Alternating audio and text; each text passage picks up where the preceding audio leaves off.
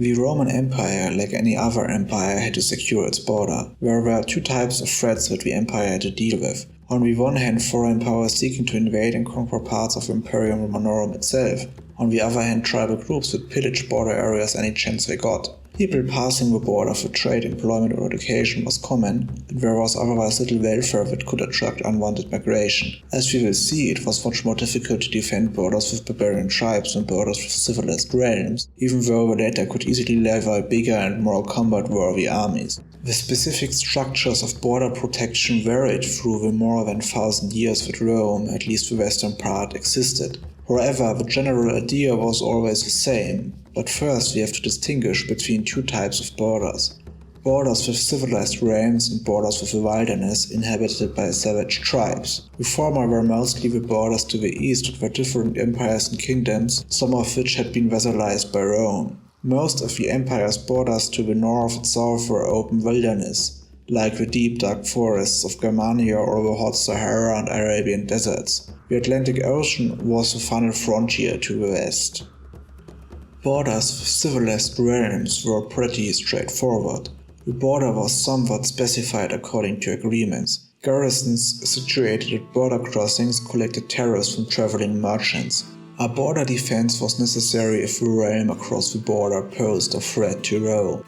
The general strategy behind Roman borders was twofold. Soldiers were stationed at the border and garrisons in the hinterland, with cities being fortified. Those local soldiers often lived a somewhat normal life, running small businesses or tending to fields, having female companions and children. In case of an attack, these local soldiers were expected to send message to Rome and delay the enemy's advance while withdrawing into fortified cities. The enemy usually would lay siege at these cities. At this point, the defenders could only hope that the reinforcements dispatched by Rome arrive in time. These reinforcements, unlike the local troops, consisted of highly trained veterans that had seen many battles as members of units that were dispatched throughout the whole Imperium.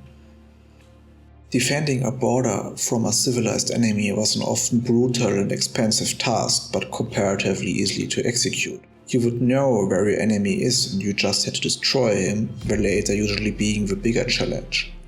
The opposite was the case with borders to wilderness, where the issue at hand were not huge armies but small warbands who wanted to plunder the rich Roman cities and farms, maybe capture some slaves. Killing these warbands, who might have a handful of fighters up to a few hundreds at really big raids, was a comparably easy task for the Roman army. These raiders were neither trained as good as a Roman soldier, nor was any of these thieves keen to die in battle if running was an option.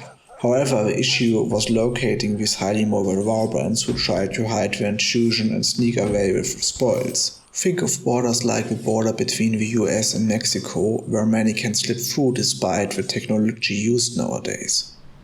That being said, how did such a border to wilderness look like? First of all, there usually was no defined border. If available, natural borders like rivers were chosen, because they made it harder for warbands to cross them undiscovered. This was the case with the river Rhine and Danube bordering to Germania Magna. Sometimes border walls were built with the same purpose. Think of Hadrian's Wall in Britannia. In any case, like a mesh, garrisons and outposts were spread over the whole border area, which, in theory, were able to surveil the whole area and detect any intrusion. If a warband was detected, the local soldiers would attack and destroy it. Other locals would reinforce them, since each post ideally was within range of sight to other posts. There were border crossings that collected tariffs, but the actual border area had a depth of dozens of kilometers, starting with the first outpost deep in the wilderness until big cities, with tariff collection points somewhere in between. Sometimes tribes would petition Rome to allow them to settle within the empire's borders, because living under Roman rule meant protection and peace. Rome would sometimes allow this, but disarm the tribe's members and spread them through a larger area, forcing the tribal members to integrate with the locals. This strategy was important to prevent any uprising that would be fueled by shared ethnicity and culture.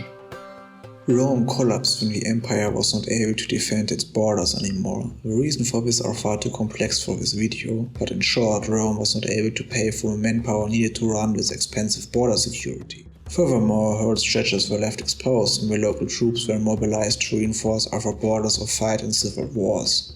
This allowed warbands to raid the adjacent provinces unopposed and to venture deep into the empire, destroying Rome's economic backbone. In the end, whole tribes crossed the barely defended borders and started to divide the bankrupt empire. Others who were already in the empire as mercenaries started to claim territory after Rome couldn't pay them anymore.